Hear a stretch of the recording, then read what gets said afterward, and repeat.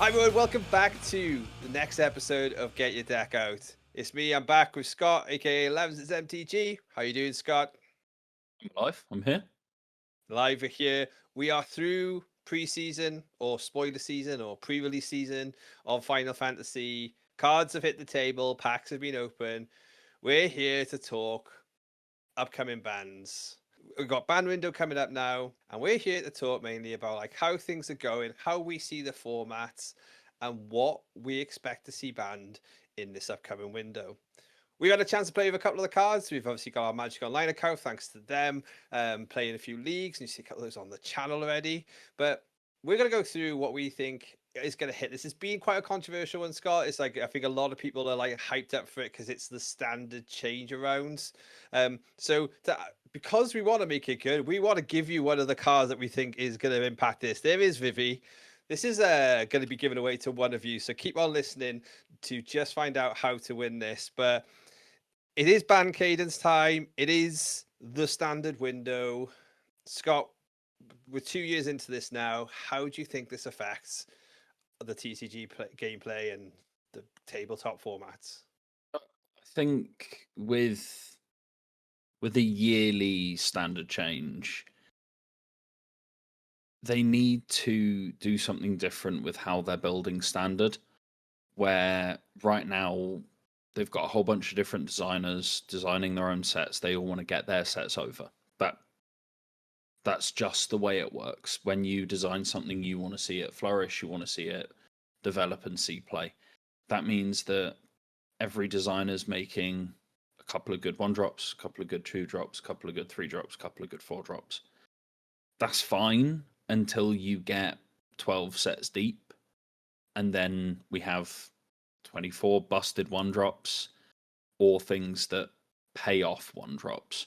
So your Corey Steelcutters of the world, where you just have piles of the most efficient rate, or you've got people doing the unfair thing. So in this case, that would probably be up the beanstalk Leyline binding, at least in standard, where you can't go down the middle.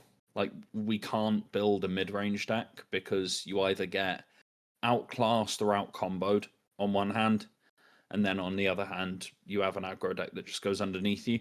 So the only mid-range decks we've seen that are seeing any form of success is ones that are mainboarding like 3 or 4 duress. Yeah, like basically 1-drop plays 1-drop. Every designer seems to want to make their own Ragavan, right? Like everyone's sort of like like standard Ragavan. Yeah, you're the bearing is around.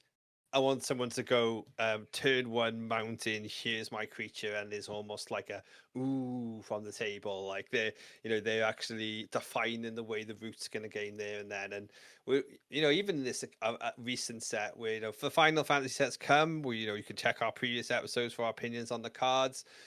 Notice we didn't really go above the 3-drop slot because ultimately, because there's no point. There's not good cards. Like there's a great like a sort of what's the Kefka? Like Kefka's a great card. It's like Kefka's the 5-drop, right? Like sort of like the Nico Bolas, the Ravager, ETB. They discard a card and you can pay $1 billion mana and flip it and get loads of value out of it. But it's just that's the there's no exact point. one.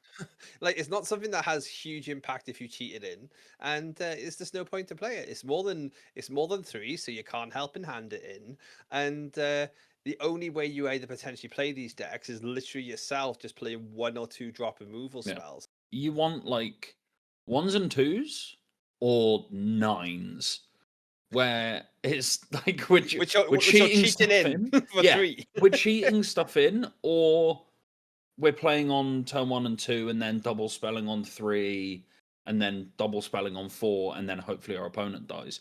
The only time you see something different or outside of that is when you have something like Screaming Nemesis, which fits so well into that aggro strategy, or Kaito, that sort of thing, where it's seeing play as far back as Legacy. Of course, it's a powerful card. Yeah. And ninjutsu is historically a very powerful mechanic. We could literally have a standard with Liliana over the Veil, Dark Confidant, Tarmogoyf. I don't think it would be good enough. And that's sad. Yeah, absolutely. Like There is definitely the right time for shake-up. I guess no, you mentioned not a big fan of it. One thing though, what Standard needed confidence, right? We needed confidence in people to invest in decks, and we needed people to be happy to come to the table and build and invest. And we've definitely seen an uptick, like locally and nationally, with Standard basically being the secondary format. I'd even potentially say like as far as competitive play in the UK is concerned, the popularity of Standard, Modern, and Pauper in their relevant places where they're popular is probably about even. Like hands down for travel, Modern is gonna get you most people traveling. I think standard's still a little bit behind. Whether that's because of the format rotating, if you like, more often, where a new set, if it's more powerful, can flip it on its head, and then all of a sudden your deck's not playable, even though it's not necessarily rotated out. I think Modern and Pauper still have that longevity where you can buy cards, and yeah, a couple other cards might change, or God forbid we see Modern Horizons 4 soon, and then we all need to go out and spend four figures on more modern cards because even stuff like Flage has been power crap, then That'd be incredible. That would be incredible the day that happens. But I'd like in Standard to be in the young up and coming starter though, right? Like you definitely see potential. It's not there yet as far as the player base and the sort of yeah. the communities. Like because I think they're not necessarily naturally there. Because it does take, as we know in Cardiff, we've kind of like built one, created one, and it's pretty much standing on its own 2 feet now. Yeah, We we did kind of have to bring it up kicking and screaming a little bit initially, where you yourself lent out a lot of cards, and we had a Yeah, couple of other people locally who just happened to have like 2 or 3 decks, and they might not have been number one top meta decks, but for a weekly standard, you're just kind of getting a feel of things, yeah. and it's not an RC key. You don't need to be playing blue red prowess again and again and again. You can mess around and play some other stuff. Yeah, exactly. And so important that it stays healthy. It's important it sort of like recreates that pipeline. And we see the thing I'd say with modern, and it's strong, and it still gets like your 180 people to Axion, or like 150 or depending. It's always dependent on your area of the country. The UK, for like anybody who listens to this abroad, is the shittest place to travel. So like despite the fact that you can win like 2.5 grand for like a like 80 quid buy in, you some people are just still put off by the fact it's going to take them 6 hours and 300 quid to get there. So like there's a lot of work still to be done at the grassroots to build it up, but I think we're feeling good about where we are. We just want to make sure that we don't hit some of these lulls that we get. I think this has been probably for me in the feel for standard the biggest lull time. We have had no RCQ seasons, no RCQs to play for a couple of months. The new cards that have come in haven't been relevant because the old cards have been really, really strong. We'll move on to standard banners now, because ultimately, before we talk about them, let's get there. But as a reminder for anyone who has been listening, here is Vivi, and we are giving them away. All we want you to do with this episode is standard. We want to hear from your standard, your modern, your pauper, your pioneer, and your legacy takes for bannings.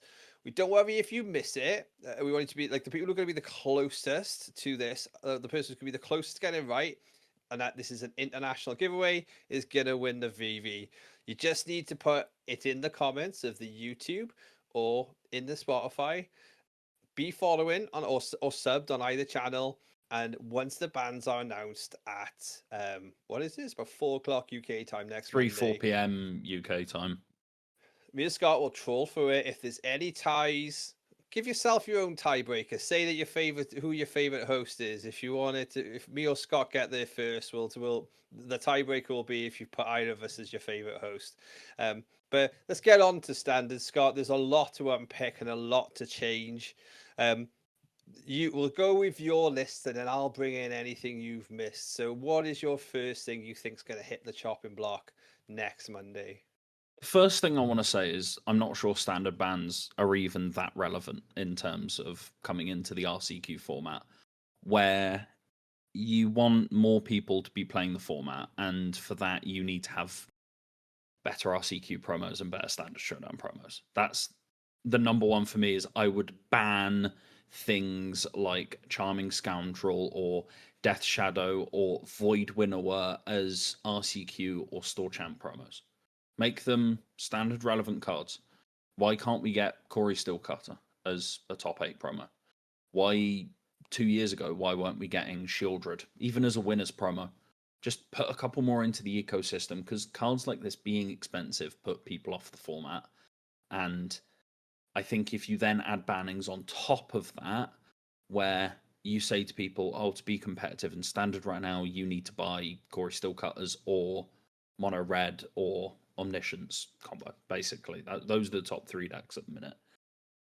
If you then turn around, or I turn around and say, oh yeah, well, the best thing to do would be ban something out of Prowess, ban something out of Mono Red. Hopefully the format can then adjust to the Omniscience combo. Omniscience is obviously in Foundations. It's something they want around as a thing to cheat in, because it's never going to be cast fairly. It's never going to be ramped into. It's going to be cheated, basically. Yes, absolutely. Which is a fine place to be. If that's one of the tent poles they want to build their format around, that's fine. But you need to reduce the cost even further than they have done. You can't be having Final Fantasy boosters be £8 RRP. And if you do, make the cards that you think are your bets for being competitive. So they knew Corey Steelcutter would be as good as it would be. They WotC are full of people who are much better than all of us at Magic, and they are much smarter than us. They have been designing the game for a lot longer than we've even been playing it. They know better. Do they know everything? No, of course they don't. Will they make mistakes? Yeah, of course they will. Look at things like Nardu. They will make mistakes occasionally. But by and large, when you consider how many cards they make, they are really good. That being said, I'd probably take Corey Steelcutter and Manifold Mouse. Okay. Just to open it up a little bit, where it's what I said, right? Where Domain used to be the best deck by a lot, and then they printed Overlord of the Hauntwoods. It won a Pro Tour, and now even that's been pushed out by Monstrous Rage, Heartfire Hero, Corey Steelcutter with Opt, and all of these things. Basically, all of these things that are piles of the best 1-drops or the best 2-drops, and trying to get your opponent dead. I think banning Corey Steelcutter's fine. People can still play with it in Modern and Legacy. Standard's not exactly holding the price of that card up. So you're fine to ban it. People won't lose money from it. You won't get any negative community sentiment from banning it. And with Manifold Mouse, you can still play this hyper-aggressive red deck. You can play Heart Challenger, Monastery Swift Spear, and Heartfire Hero, and the Cacophony Scamp, I think it is, the thing from All Will Be One that's similar to Heartfire Hero. You can play this style of deck. It just won't quite have that longevity of turn 4, make 2 guys, be able to double strike or trample through blockers, where against these decks you want to gain life or present blockers. And Corey Steelcutter gives trample, Manifold Mouse gives trample, both of them at a very low cost. And if you can just chump block once or twice more, get up to maybe that 5-drop that stabilizes the game in your mid-range deck, or you actually have time to play your Wrath that isn't specifically temporary lockdown. Like Fumigate, I think, was in Foundations. That's quite a good card against these decks. Wipe the board, gain 4 life. That's big game. Like, just a little bit more time. Yeah, I'm with you definitely on both those. An avid Corey fan, both of us. I think we can both appreciate that. This window needs to be looked at, if not now, but eventually, window, because if they want to live by the year, die by the year, decisions made now need to be considered for the whole wider picture. And I think Yeah. I agree very much with Corey. It breaks my heart to say so, but I do.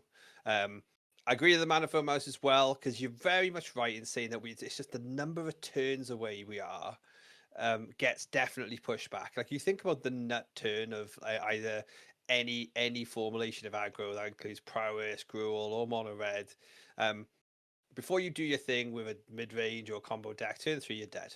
Like, there's like even with some adequate removal, they if they're on the play, they've got you down to a point where you just can't recover. Where if you can just get to a turn 3, turn 4, there is like the odd like -2/-2 removal spells. There is the sweepers at some sweepers at 3, some sweepers at 4, like split ups at 3, and then you've got Day of Judgment now at 4. So there's just options, right? That will And those options actually being relevant. Like, yeah. ooh, in this deck I play Split Up, in this deck I play Day of Judgment. Like, actually having the optionality to move up the curve and have that matter is really important, especially to talking about opening the format up in like a brewing space. Because Yeah. Dimir Midrange is essentially just is what, like 32 interaction spells, 5 random above rate cards, and the rest is lands. So even if you want to play, say, a creature combo deck, you get paired up into mono red, you're dead unless your deck is full of interaction, in which case your combo is really slow. Or you get paired up into Dimir, where you're never going to stick a creature on the board because you're less aggressive than mono red, and they're just going to kill everything you play or take it with Deep Cavern Bat, that sort of thing. Or you play against Domain and they ley line binding everything or Day of Judgment everything while drawing 17 cards with Up the Beanstalk. Yeah, absolutely. Like the power needs to be readdressed, doesn't it? And I think they are two bannings. Do you have anything else in the standard world? Do you think you expect to see the chop? Not that you want to see the chop, 'cause I know we've just had those. But what about your vibe check and feeling compared to what we're not listening to the other content creators out there. We all know that they just want their own queue on Arena so that they can have interesting new videos each week. But what is the true issue, or what is the thing that, because of how it's been, you just think we're not going to see that no longer after June the 30th?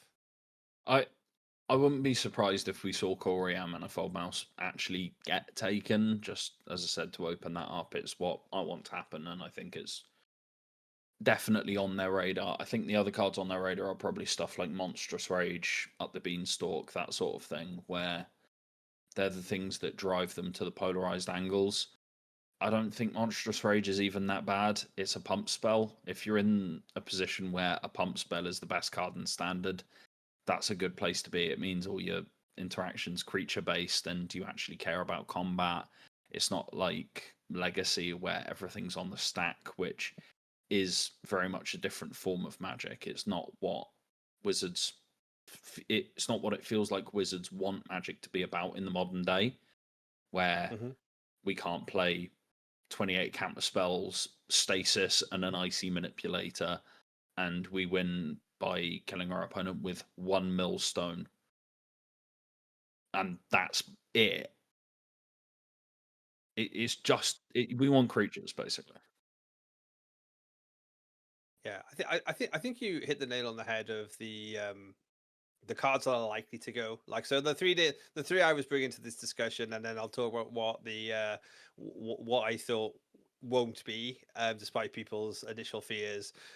Yeah, I thought we'd see Corey was definitely there. I do think they're going to take one of, if not both, Monsters Rage and Beanstalk. I think Beanstalk being gone from other formats is a standard bearer. Previously, when a card's been in a lull and has been on the radar, they've then not taken it. Like I'll shout out, is it Phoenix for this? Like, like it always seems to just do the great thing of like let Ben Jones win something and then die off again before the next ban window comes round. But that aside, I think Beanstalk is always a known problem. I think they'll take it. I think they will, whilst alongside still taking Corey Steelcutter and Manifold Mouse, I think they will take Monstrous Rage. A reason why I think they will take it is there's quite a few other pump spells available that are still strong in standard, and this one will be the one that kind of like again adds that extra turn by not being there. Again, though, it's that Regard to like trample. It's the trample on it that it's is trample, the it's relevant trample. thing. Yeah. Yeah, it's not the 2+0 who there's actually 3+0 spells in standard right now. So like it's Yeah, not the Wild power. Ride does it and gives haste, right? Like, Wildride does it. The Turn Inside Out does it. The one that manifests if Antagonized you die. is like +4/+3 for 2 mana, I think it is. Yeah. So Like I think Infuriate or basically something. There's we found the loads. answer. The answer to the episode is trample is the problem, right? Like that is literally the problem. And I just What a realized world. whilst we yeah, I know. Even whilst we're filming this, I just realized it's such a problem that I'm wishing it to be a week today. Like we've actually filmed this on the 15th. It's actually the 30th, but we're ahead of it. I don't think we're going to see any additional changes now. I know we've got a Pro Tour to come, which is why the only one I'm going to hide, I'm going to stick on the stack as well to go with this is I'm going to stick the. I think they'll take up the beans, not up the beanstalk. I think they'll take Agatha Soul Cauldron because I think Vivi is gonna have a silly Pro Tour thing, and they're gonna just be they're gonna do the whole Hogarth will ban around it thing because Vivi's fine in its own little bubble. The only time you can break it is if you have Agatha Soul Cauldron to enable things like Growl shenanigans. You must have some insider trader information that I don't have. I I see can't see that, but I see the testing people queues that people are doing, and I've don't know if this is just me like really just running straight on the train of I can't buy a win on Magic Online at the moment, but people are jumping straight on this VV train. You can remove everything left, right, and center, and it just seems to be what they're doing. I think that specific call is one that is going to be completely based upon what the Pro Tour is. Now we're going to obviously have our Pro Tour recap episode just on the 23rd, so like we'll probably look back on that and say like, yeah, like either that was absolutely dog water or it was completely spot on. But the way one of us wins, I either get to say, Dave, you're an idiot, or you get to say, look, I was right, behold my work. but I think Vivi's just okay, especially in standard as well. I think it's just okay. I think just don't let it be enabled too hard, and it'll just be a fun little thing. If you're right, I will hold my hands up and say fair play. Because if you've called that a week out of a Pro Tour, that there's going to be a Vivi Agatha Soul Cauldron deck, and they're going to turn around instantly after the Pro Tour and potentially take Agatha Soul Cauldron. If you get that right, fair play. All I'm gonna say is they won't take Vivi. They absolutely won't take Vivi. No, if they do take no anything, chance. they'll take Agatha. They won't take a Final Fantasy card. There's no way in hell that they ban anything from that. It's another reason why they'll definitely take Corey Steelcutter because Corey Steelcutter will be in that deck. So they'll like underpin the reason to take it. Now, people are like, oh well, prowess is on the downtrend. People are adjusted, etc. Well, yeah, people are just not playing it right. They're trying to find the next best deck right now. The moment when it comes to the crunch and people are playing for money and they're playing for tour status, they are going to jam. Is it prowess? Yeah, the Pro Tour is going to be when we see what impact, if any, Final Fantasies had, like in any sort of measured way on the format, whether that's sprouting up new decks or Final Fantasy cards coming into existing decks. What we don't want is the Final Fantasy cards going into blue red prowess and mono red and that sort of thing. We want to see them going into Golgari Graveyard, like that. I think top 8 the last one. Yes. We want to see Insidious Roots, that sort of thing. Like these build around cards that we've enjoyed messing around with. Saffron Olive's been playing on against the odds and going 2 and 3 with, or whatever. You want to see those decks getting a bit of a boost, and then you have this sort of flow in the format where things change week to week. That's the difference now compared to when I was playing standard PTQs years ago was week to week to week the format was changing. Whereas now you're doing the Ben Jones special of, oh, I've changed 2 sideboard cards. It's a completely new deck for anyone that used to be subbed to his Patreon. He's taking a don't battering today. I'm he not gonna is lie. it's fine. He can take it. He's a GP champion. Yeah, we want to see more flux in the format, and obviously that goes a little bit against the ethos of we want a stable format, we want people's investments to be safe, that sort of thing, which absolutely. And I'm speaking to someone with a lot of money in Magic.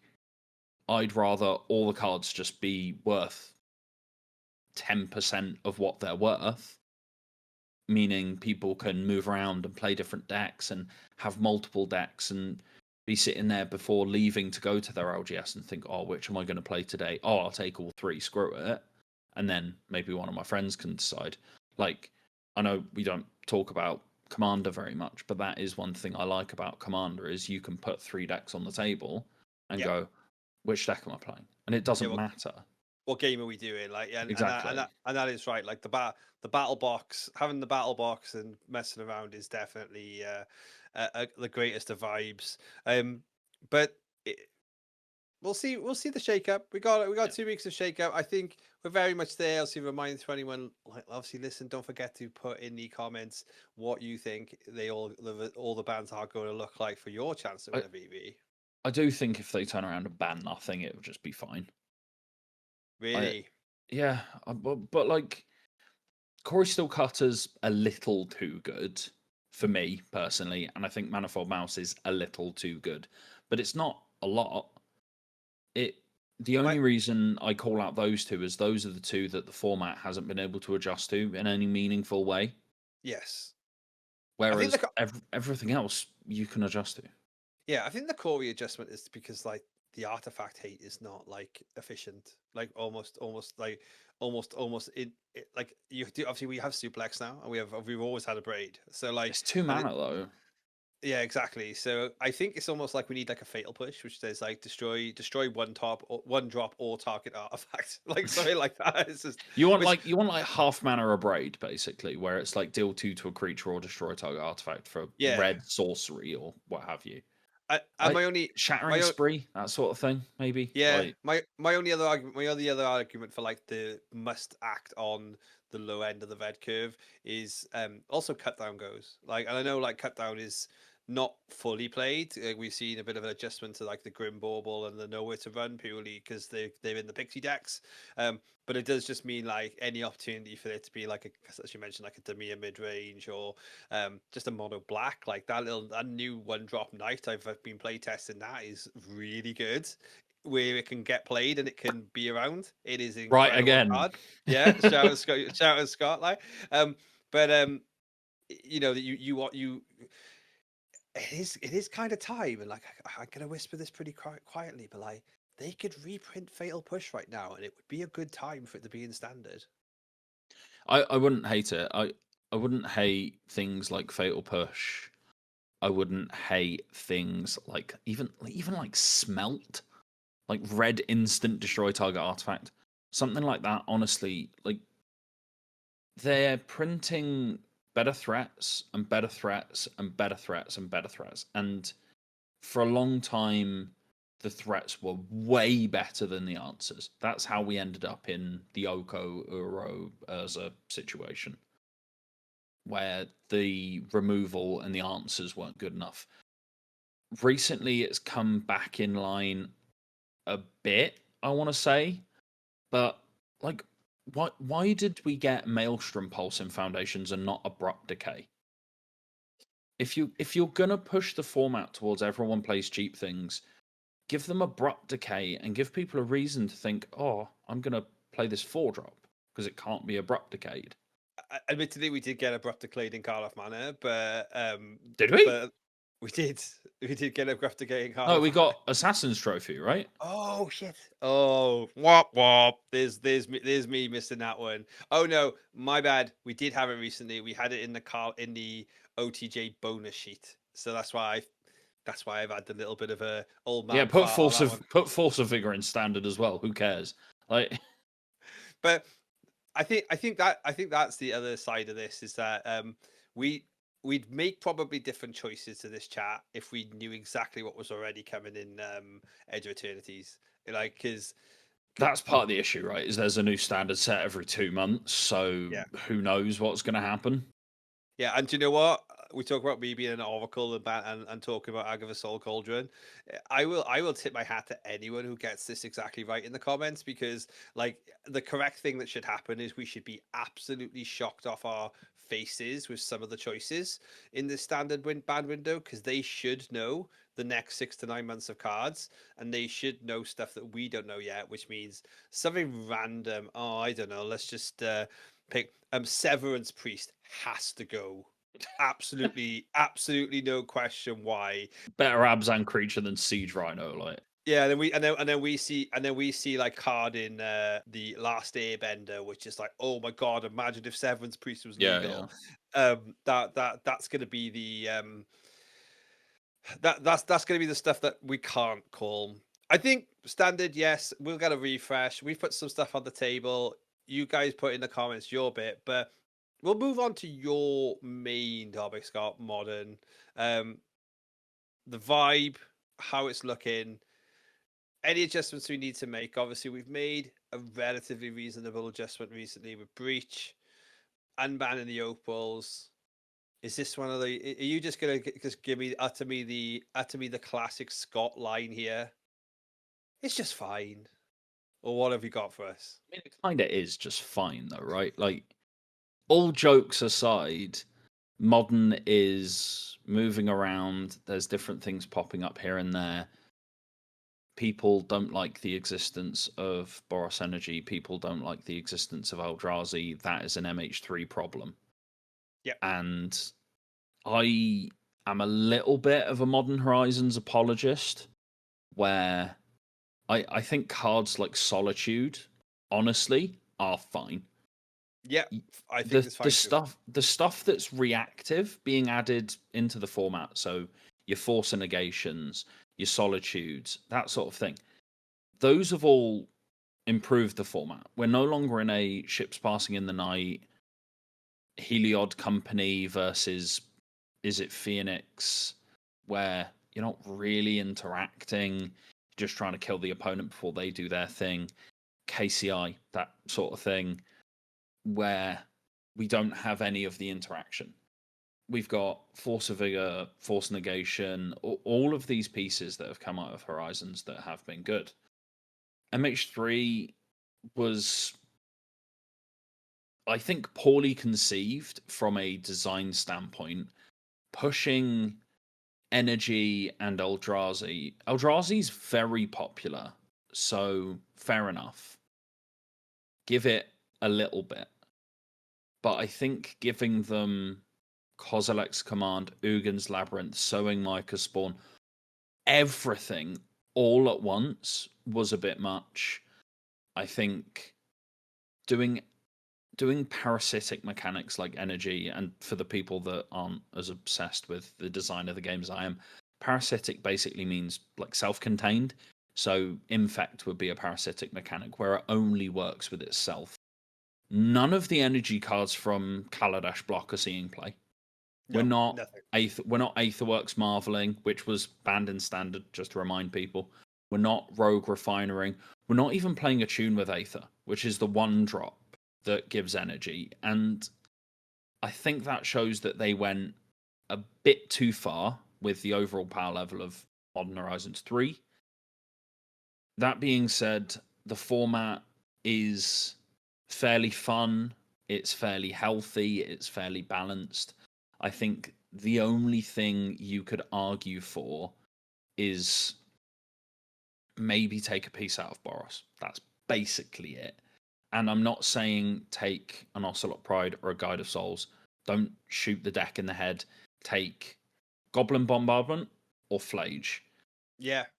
where Boros as a deck, it's a creature-based deck. It doesn't cheat on mana. It plays fairly. It plays to the board. These are all really good things for your best deck to do.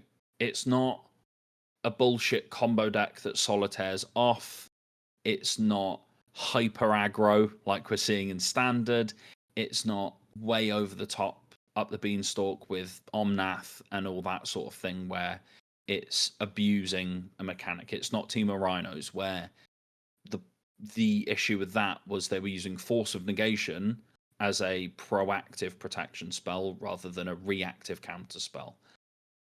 The issue with Scam was they were using Grief is its own issue. That was a mistake. But even using Fury as a proactive card by making it into a huge threat. Boros Energy is doing none of that. It's paying mana for its spells. It's paying one card for a card. Yeah, fair enough. Some of their cards create multiple pieces of cardboard, and that's part of the power of the deck. But the issue with it is, against a deck like that, you want to play Wraths and maybe some counter magic, that sort of thing. Wraths don't work against it because they have Goblin Bombardment. They'll just throw their entire board at your face and deal 7 to you anyway. And then they'll untap and escape of Flage. So I think you take one of those two pieces because you either bring in Graveyard Hate and then they just don't draw a Flage and they draw a Ajani Bombardment and kill you on turn 4. Or you bring in loads of Wraths and you keep their board clear and then they escape a Flage and that. Yeah. Any one of those coming out makes the deck a lot better to play against and a lot fairer in terms of feel to play against. If your Wrath actually works, you'll feel better about it. Toxic Deluge is an insane card, and we can't play it against Boros Energy because God forbid you pay 2 life and they've got a Goblin Bombardment now. Yeah, and you know what? Coming into this chat, I didn't actually have Goblin Bombardment down on my bucket list. Sneakily the best card in Boros. I'm a big hater of Soa Micro Spawn. That was sort of when I would like to see banned. But I think in reality, I lean into my lack of knowledge about legacy formats. So like land destruction's actually kind of good to keep things in check. I feel like it's just a little overpowered for the cost where it's at because you kind It's just of a little bit overbearing, I think. And that's part yeah. of the issue with the Eldrazi deck. And I think it's part of the issue with a lot of the top decks at the minute are just a lot of MH3 cards. And that's why I think overall community sentiment's a lot more negative than it would be if we saw this format 10 years ago. The level of balance, people would be singing from the mountains about how good Wizards are at balancing formats. Yeah, Because and it is incredibly balanced. It's really good.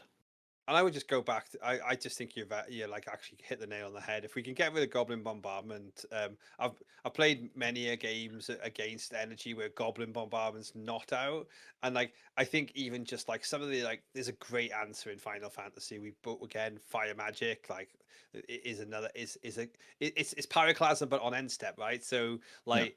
But it's better. It's better. It doesn't fix the issue though. But this is it. I had a lovely moment. I know people have been messing with Goblin Soul Trader Sephiroth combos. So I had a lovely moment. Someone was swinging for 12, right, with me, and I had a lovely moment where I like just fire magic for 2, and they just looked and they went, "Yeah, that'll get." They like in the chat. They just went, "Yeah, that'll get me." And the thing is, it got them, but I think like back to like what would Prowess have just done? They would have just gone ping, ping, ping, ping, ping. They would have just sacked the whole board against me, and like so you take that little thing away from them, the deck basically takes a couple of steps back, and they'll still win stuff because if you do, you don't want to nuke the deck from orbit, right? You don't want to take Guide of Souls or Ocelot Pride or Ajani because those are fair cards by and large. Yeah, I think if you take any of them, you take Guide of Souls, but it's a 1-mana 1/2 that gains you some life. Yeah. So who cares? We're going with Flage or Bombardment if you ban anything. Yeah, I agree. And screw Microspawn. I hate the card, but I don't think it's going I anywhere. yeah, I don't disagree, but I think you need to be reactive, especially with formats that are older, like Legacy or Modern. You can't proactively ban stuff like you've got a bit more license to do with Standard. You kind of need to wait until something's a problem, wait, see if the format adjusts. It doesn't adjust, you turn around, and then you take it around the back of the bike sheds. With Nardu, they actually gave it, in my opinion, way too much breathing room. They should have seen from week one this is a problem and Yep. people are trying their very best to beat it and they can't. And then Totally just right. take Nardu away and then fair enough, you might have the Boros energy problem where I still think Amped Raptor was probably the incorrect ban. I think if they banned Flage then, we'd be in nowhere near the same state. I agree. Amped Raptor is a very good card, obviously. Wrath I still agree. work against them. I agree. Even as a Flage owner, I still agree. Flage probably should have. I got a should have- playset. I got a playset of Flage. I'll hold my hands up and say that. And when they get banned, if they get banned, they're not going to be worth next to anything. I don't care. Ban them. Yeah. No, because ultimately, more people playing the game and having fun is like where we want to take a thing from this thing. Yep. Take a stance on this. I would eat my Flages if it meant 4 more people came down to Modern every week. You heard the man. Let's cue up that video. Freya, prepare the ovens. I've eaten Magic cards before for a lot less. Well, cards which would be a bit more affordable to eat if they did get banned would be in the Pauper format. We've both got ourselves semi-enjoyers of the format. We are friends of experts, no knowledges of experts, but we definitely dabble. And Pauper in a very, very interesting spot, very wide and deep meta spot. They themselves have had quite an extensive banning in the last couple of windows, notably Deadly Dispute going. I think that was long overdue when Good call, yeah. When that went. We're currently seeing an absolute deluge of Rakdos Madness and Mono Red decks again. Even though Kadoltha Rebirth went for Mono Red, so like that, that was like a down. Do you want it to be like if they didn't take Coldotha Rebirth as well? That would be disgusting because you just I don't even want to talk about that one, but on the flip side, obviously we're seeing resurgences of things like fairies, elves, just white weenie, like so the tier like the big thing to always look at is how deep is the tier 2 when you look at something like mtgdex.net, and there is decks down to about 20 archetypes before you go less than like the 1%, which basically means like the other outweighs the top. We're less than 10% on the top deck, so that kind of means like we have strength, but we also have depth and we also have choice and variety. I gotta lead off here and say the only thing that I think that could go, which would help power down stuff that supports the artifact archetype is, and also because it's really hard to buy, we need to get rid of Kraklang Shaman. I think that's the one that could do with seeing a ban here to really just stop artifacts having such free bullshit to be able to clear your board. That's my take on this one. That's my take on Pauper. I think outside of that, I think Pauper is okay. I think it's acceptable. This isn't a Whitey Boros player, but strictly, sorry, not Boros, Boggles player. This, I guess I am as well, though, at the same time. But we have ways. You don't like Kraklang Shaman. We have ways to stop this guy, but I think this is the only one change that I would make if I was making changes. If I was true to myself here, I think the real Pauper announcement is going to be no changes. Yeah, I would assume no changes. To be honest, with Pauper, I've played a bit. I haven't played anywhere near as much as, say, Francis, who was on one of our previous episodes. I would bow to his knowledge pretty much. over everything between him and Gavin. They know a lot more about the format than I do. However, I've played bits and pieces of Pauper. I've played with different decks against different decks. Writhing Chrysalis is inordinate levels of bullshit every single time I see it played. And it's not even that it's too powerful. It's just not very fun. It's just a big dumb idiot that dodges Hydro Blast and a lot of the removal in the format. To me, if you're playing a red deck in Pauper, part of it is you get access to cards like Lightning Bolt, Chain Lightning, Fire Blast, all of these cards from throughout history that probably couldn't go near Modern. Like Fire Blast, I think in Modern would be a bit much. Your concession for getting access to all those cards is you lose to Blue Elemental and Hydro Blast. If you want to play all the blue cards, you want to play Ponder, Brainstorm, Preordain, all of these things, that's fine. But there's Red Elemental and Pyroblast that exist. And that's part of the interaction basis of the format, especially post-sideboard. Writhing Chrysalis ignores that. It's devoid. You cannot Hydro Blast it. I tried. And then I remembered how devoid worked. We all do it once. It's fine. Yeah, it's just dull. And I know John's Wildfire is pretty much the only deck that plays it, and that's up the top end of tier 2. Fine. To be honest, that is the kind of deck that will survive. They could play any other random 4-drop. Look, they could play big chunky Chocobo now, can't they? At the end of the day, like they have an answer. I think I agree there as well. Open the space up. Chrysalis is not fun when it hits. I think it may survive this round away, but I agree with your thoughts and thinking on it.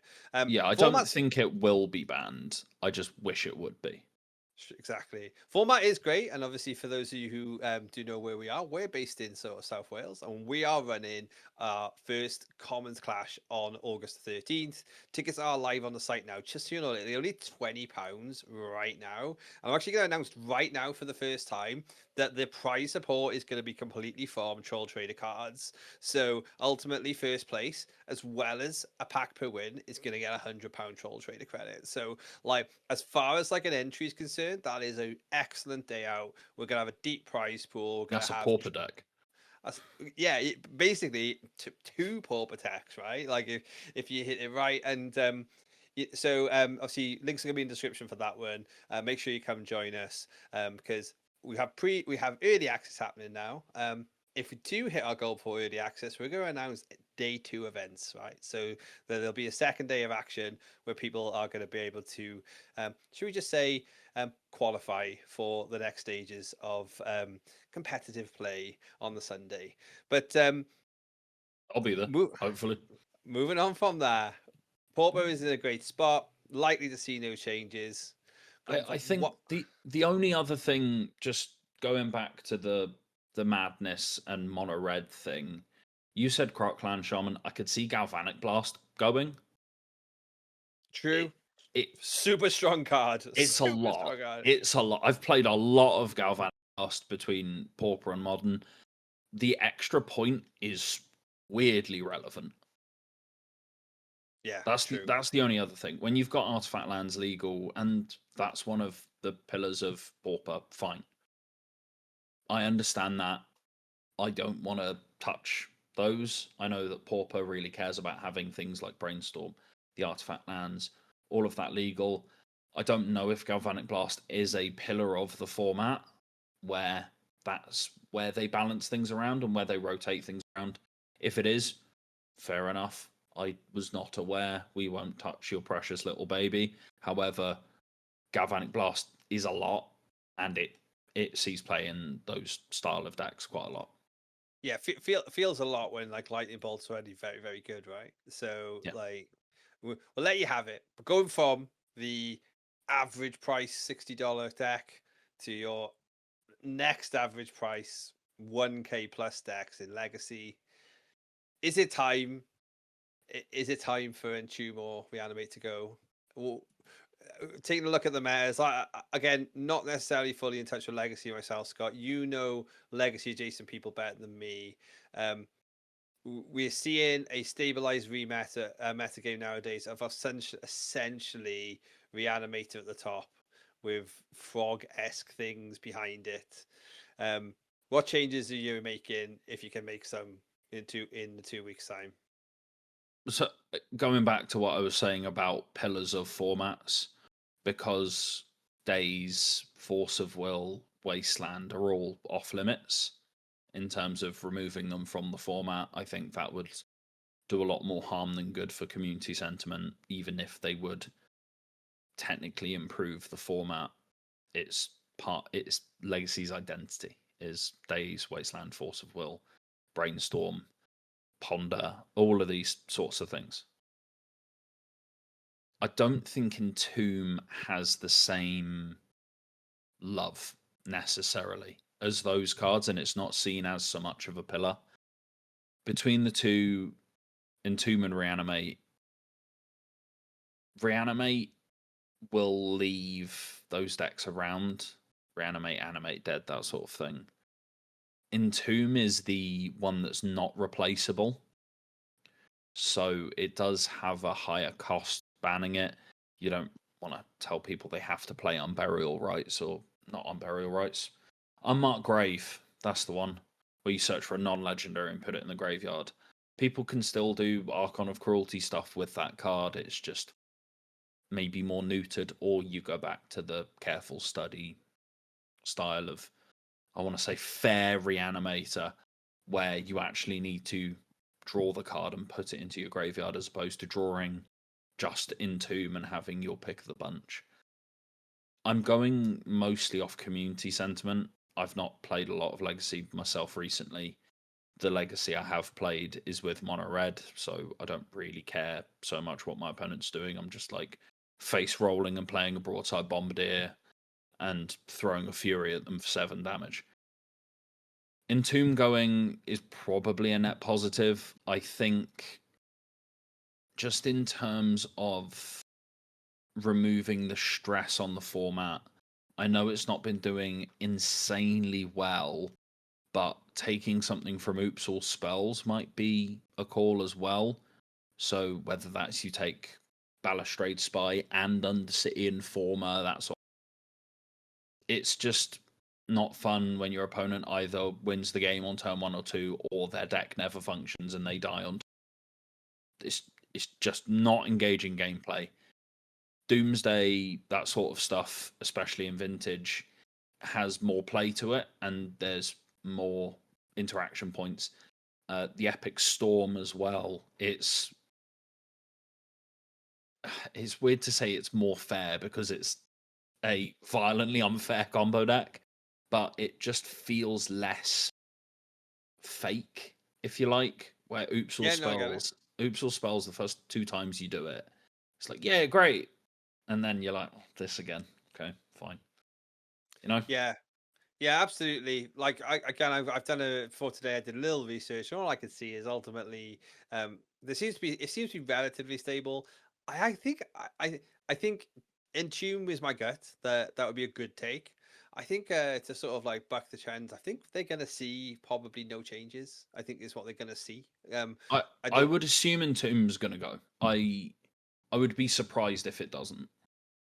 Yeah, but nothing else sticks out beyond that for me to No. say, oh, you must remove it.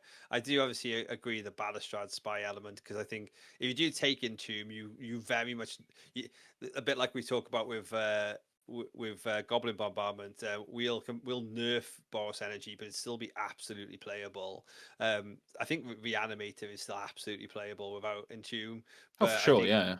I think it takes a harder nerf to a point where, like, my fear would be, does Oops All Spell just go? Yeah, you're taking one of the premier counter spell decks out of the format, right? So you're opening it up to the combo nonsense to rise up a bit. Yeah, but that's the problem with Legacy is can't really balance around it either as well. Yeah, everything's so finely balanced that sometimes you take one card and the entire thing comes crumbling down. Yeah. But I think taking in just Entomb probably okay.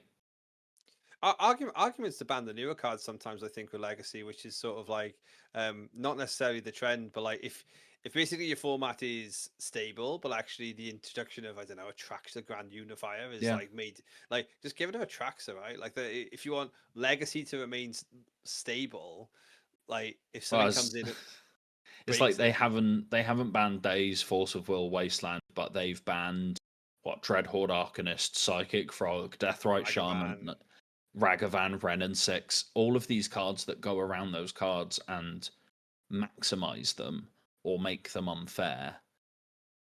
They've banned the new card and gone, no, this is our identity. We need Wasteland, Days, Force of Will to stay as part of it. Fine.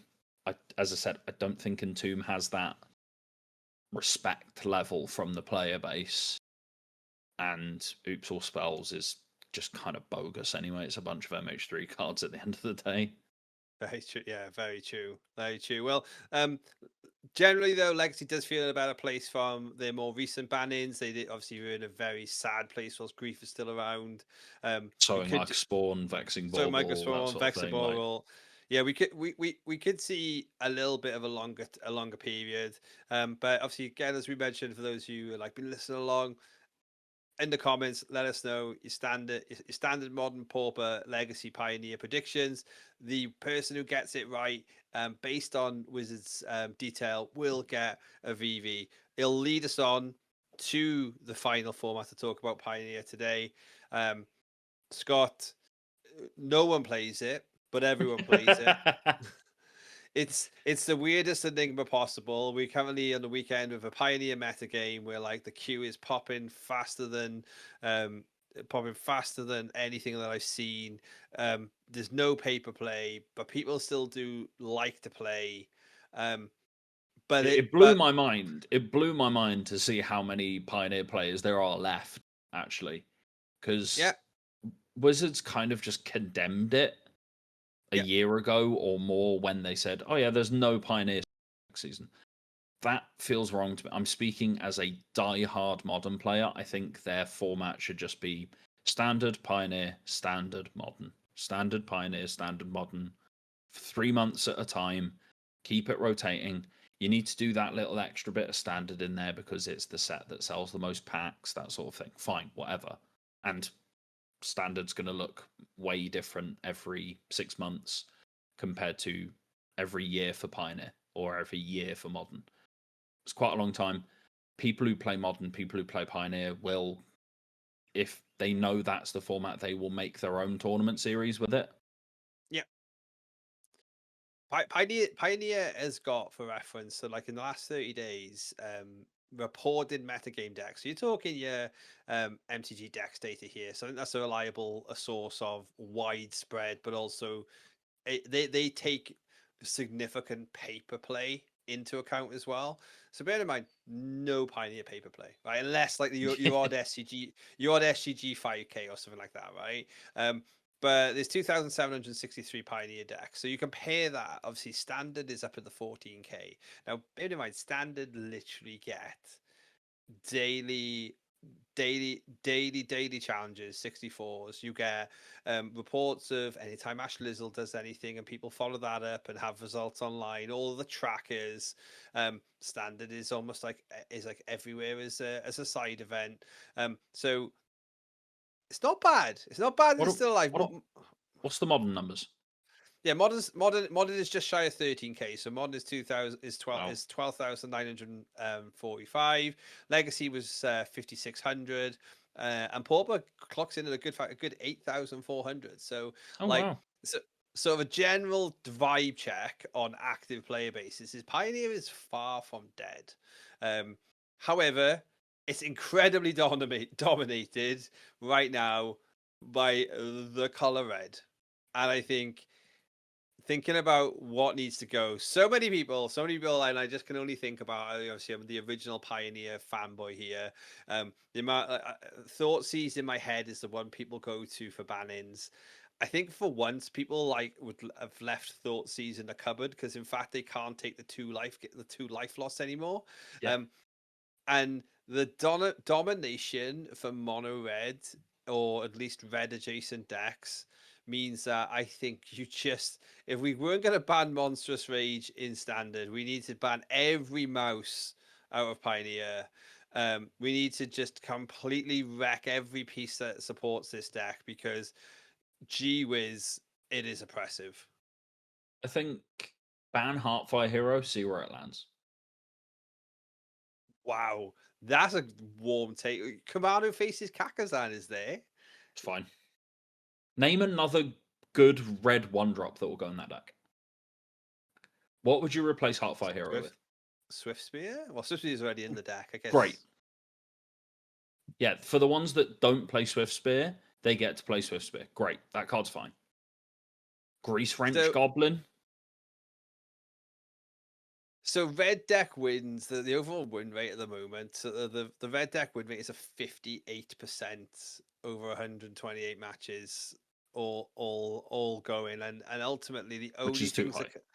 Yeah, like, and the only things which has got similar tracked is Rakdos Demons comes at a 56% over 220 matches. Everything else, you have got some stuff like, I don't count Asarat Combo having a 62% over 29 matches, because that's like, they're like selective results. That's right? like one player, isn't it? Yeah. Yeah, one player's had a good run and then done a couple of leagues, right? So as part of the issue, right, is you can't really tell what's happening to Pioneer because we haven't had big tournaments in it. yeah. And I was never a Pioneer player. It does still make me sad because I want more people to play Magic and I want more opportunities to compete. With Pioneer, I want them to just drop a random Pro Tour. Ban Heartfire Hero. Do a random Pro Tour like 3 months from now that's Pioneer. See where it lands, and then you can fix the format, and then you can do the standard Pioneer, standard Modern.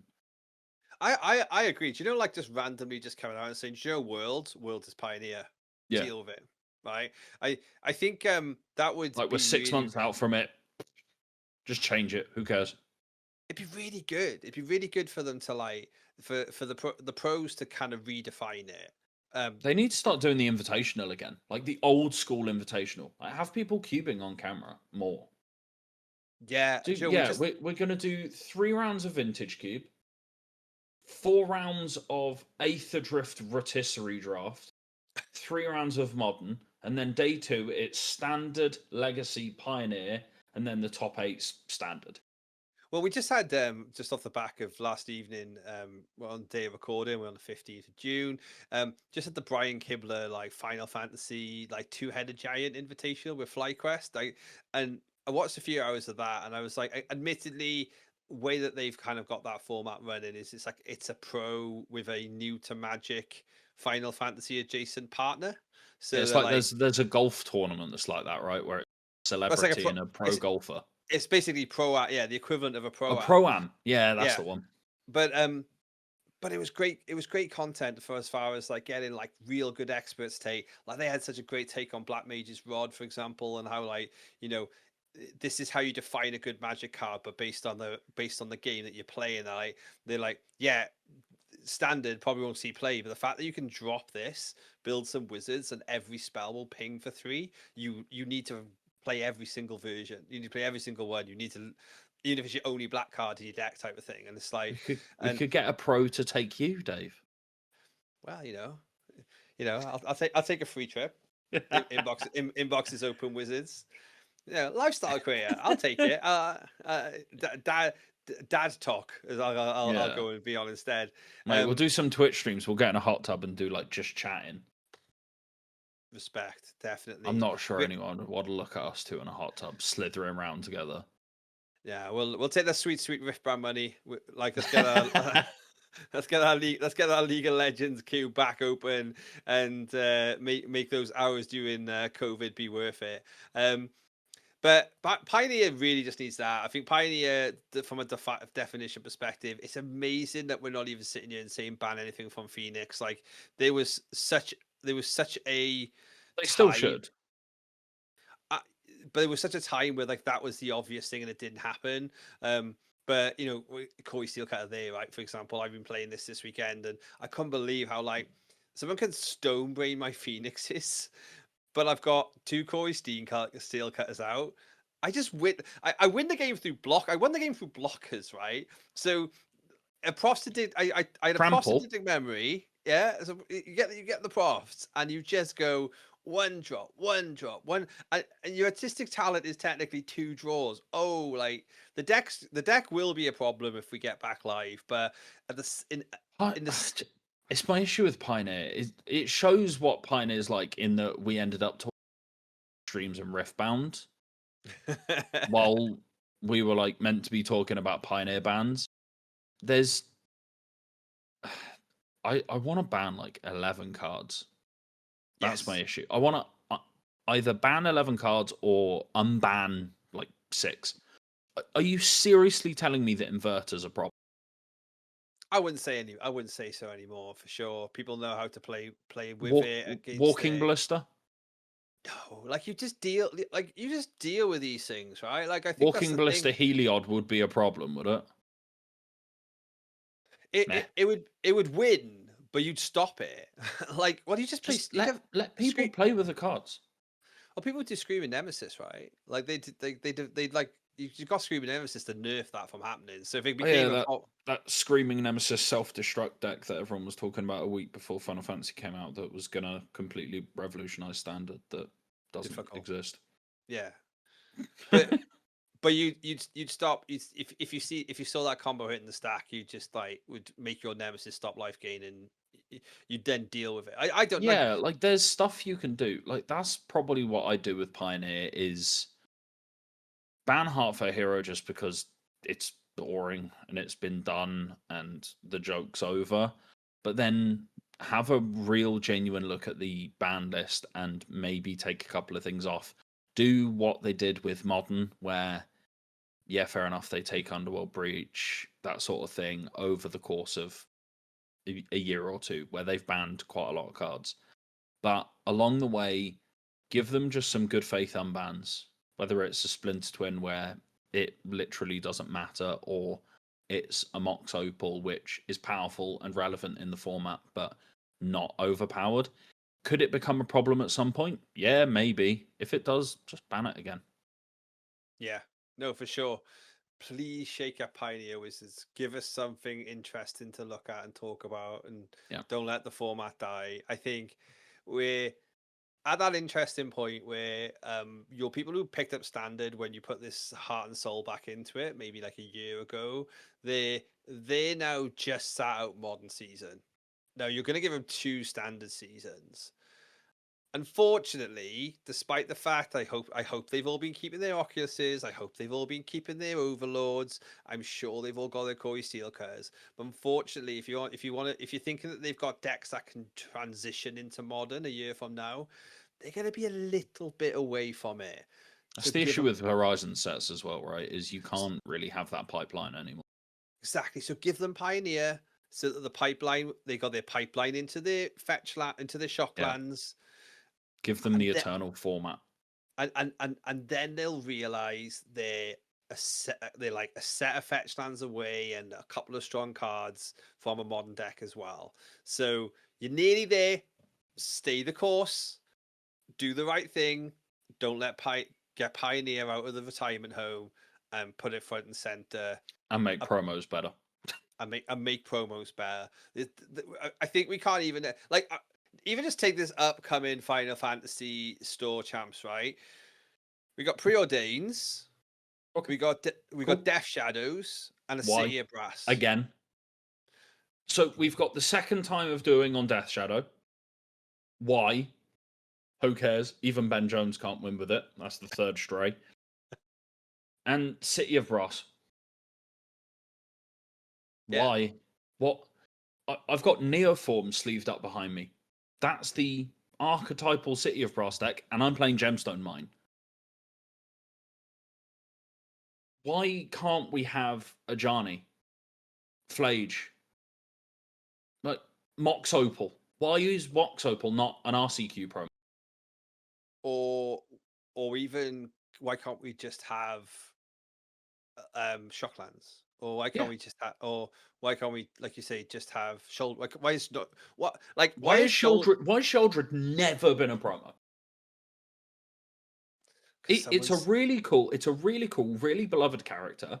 It sees play not anymore really in standard, but it sees play standard, pioneer, modern, maybe bits and pieces here and there in legacy, but I'll piss some people off now. Bit of a fake format, but it's not a competitive format, so Wizards don't really need to concern themselves with it. And Sheldred is everywhere in Commander. It would be an insanely good promo. And do it now, yeah, fair enough, it's going to rotate in 3 pairs. But Corey Steelcutter, Mox Opal, like, take your pick of any of these. Make good promos. You want people to come down to an RCQ and play competitive Magic. If you actually care, don't give us Secret Lair reject cards like the Sleight of Hand. No one cares. Give us actually meaningful cards. I've got Prosperous Innkeepers and Fauna Shamans that I can't sell for love nor money because the base cards aren't worth anything. The cards are ugly because they're Secret Lair rejects, so they're all hideously disjointed from everything else. Give us cool art.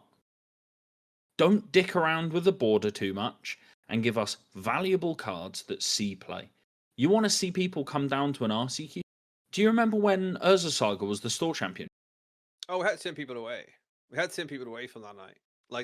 What a brilliant problem to have. Yeah, and people didn't care what else the prizes were. Like people were just like, well, that's worth a shot. Like, that's worth a lottery ticket to just be here. And ban bad promos.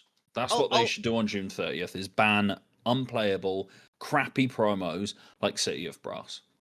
I love that. I think we've had a couple of great titles this episode. We've had the Ben Jones strays.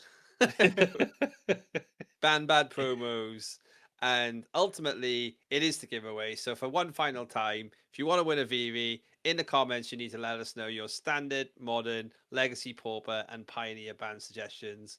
The people who get it right, they are going to be the people will win. If you want to have a possibility of a tiebreaker, you need to say who's your favorite host and why.